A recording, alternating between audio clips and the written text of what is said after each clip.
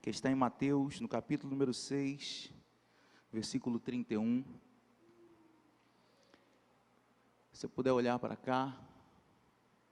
Não andeis, pois, inquietos, dizendo: que comeremos? Ou que beberemos? Ou com que nos vestiremos? Feche teus olhos. Deus, nós queremos te pedir, a tua vontade seja ministrada aqui nessa noite. Que o Senhor, ó Deus, venha falar ao coração da tua igreja. Nós reconhecemos que nada temos de nós para passar para o teu povo, uma vez que só tu tens as palavras de vida eterna. Se o Senhor não estiver conosco, Pai, o que seria de nós? O que seria da sua igreja? Então é a ti que recorremos, é a ti que depositamos, ó Deus, a nossa força, é em ti, ó Deus, que depositamos as nossas esperanças. É bem verdade que em muitos de nós existem algumas inquietudes, outros muito ansiosos, mas nessa noite, ó Deus, nós queremos levar cativo a nossa mente, a tua palavra. Fala, ó Deus, conosco, fala com a tua igreja, Senhor, aquilo que lhe apraz, fale a tua vontade. Tenha liberdade, ó Deus, para ministrar os nossos corações, tenha liberdade para passear no nosso meio, e se assim o Senhor quiser, que haja salvação, que haja batismo do teu Espírito Santo, que haja cura, que haja arrependimento, é o que nós te pedimos, através de Cristo Jesus, amém, amém e amém. Estamos vivendo um tempo aonde vemos muitas pessoas inquietas, muitas pessoas frustradas, muitas pessoas gerando em si expectativas que não somente foram impostas por elas, mas porque todos ao nosso redor colocam em nós. Um tempo onde a informação ela tem vindo acelerada, e os nossos dias estão acelerados. Acordamos muito cedo, alguns trabalham no Rio, no centro do Rio de Janeiro, acordam alguns de madrugada, chegam no trabalho depois de 2 horas, aquela cobrança, aquela pressão, porque sabemos que mesmo aqueles que estão trabalhando, as portas, devido à crise que nós estamos enfrentando, não é algo natural, e os patrões ou empregadores, sabendo disso, já colocam aquela pressão, dizendo: qualquer coisa, eu contrato outro. Hoje temos trabalhado e vivido de uma forma que tem destruído a nossa vida espiritual, destruído a nossa família, destruído tudo que está em nosso redor. Irmãos, está tão acelerado, que hoje eu tive que sair da igreja para ler a Bíblia, e conseguir orar para ministrar a palavra,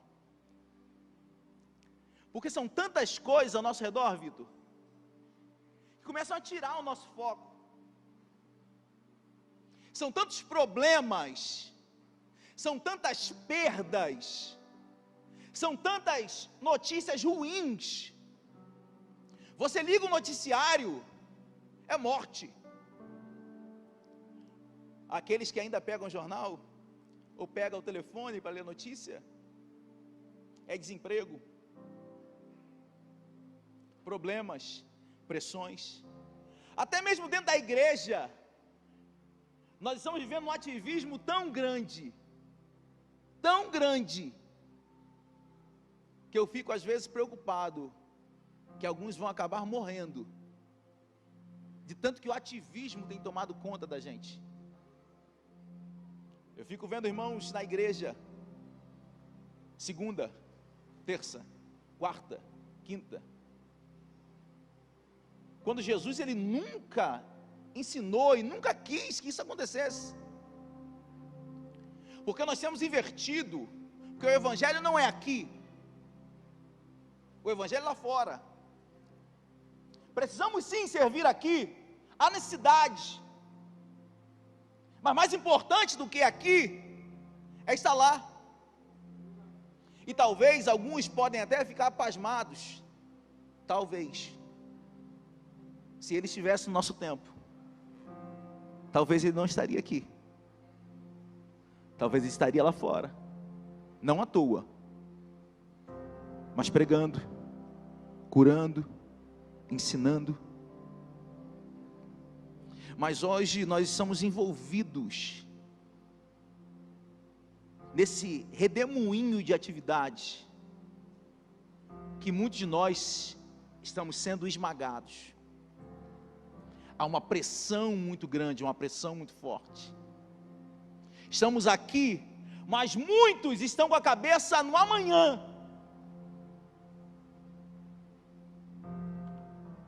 Como comerão, como conseguirão conquistar determinadas coisas. Alguns estão aqui, mas estão pensando quando vão se casar, nem namorada tem.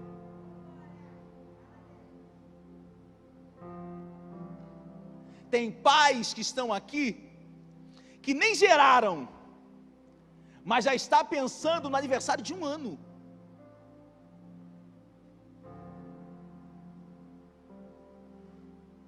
Tem pessoas que estão aqui, mas ficam fazendo seus planos futuros. É errado, pastor? Não.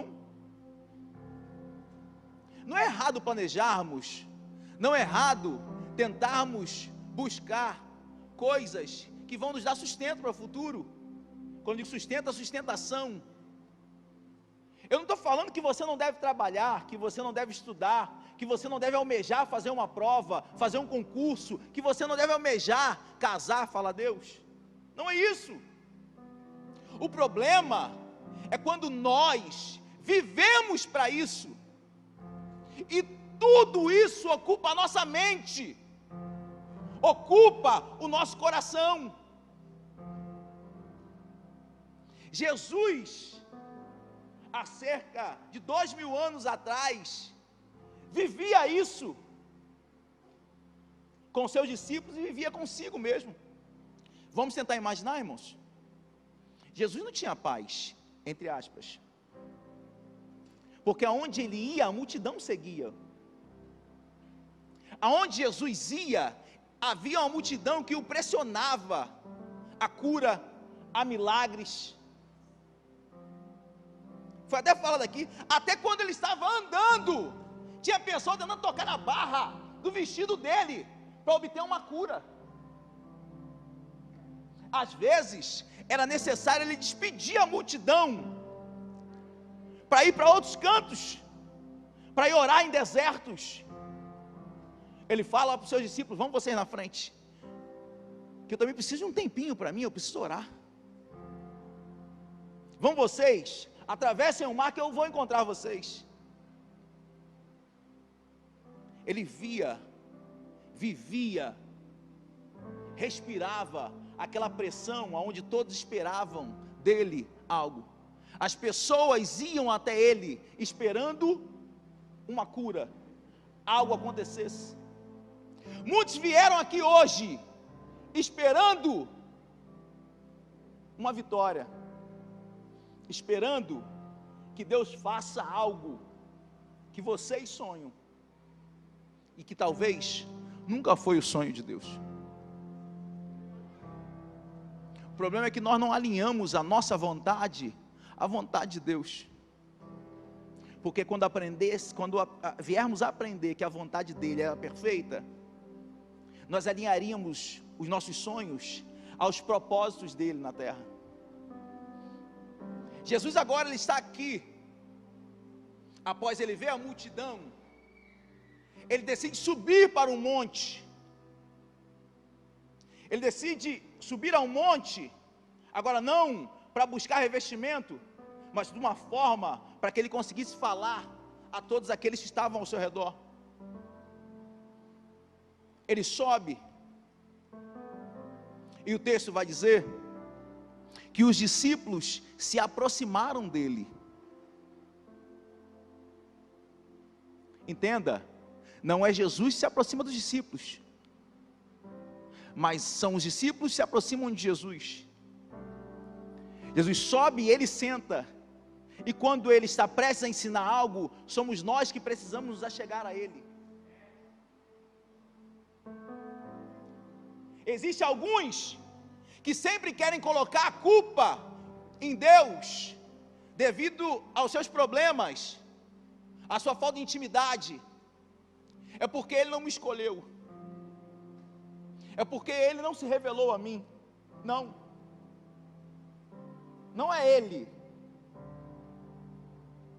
Por ele, todos seriam usados. A questão que no meio de uma multidão, alguns entenderam que por serem escolhidos, precisavam estar mais próximos, e eles se aproximaram de Jesus, eles foram para mais perto de Jesus. É o versículo 1 desse capítulo. E os discípulos se aproximaram de Jesus. Por que se aproximar, pastor? Porque quando eu estou próximo dele, eu consigo ter uma revelação mais limpa daquilo que ele quer falar comigo. Porque quando eu me aproximo dele,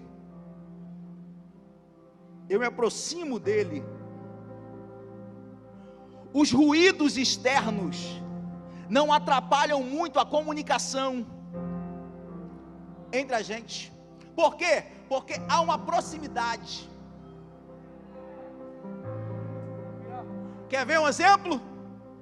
Ruídos externos, toca mais alto. Aumenta o som para mim aqui, Fabiano.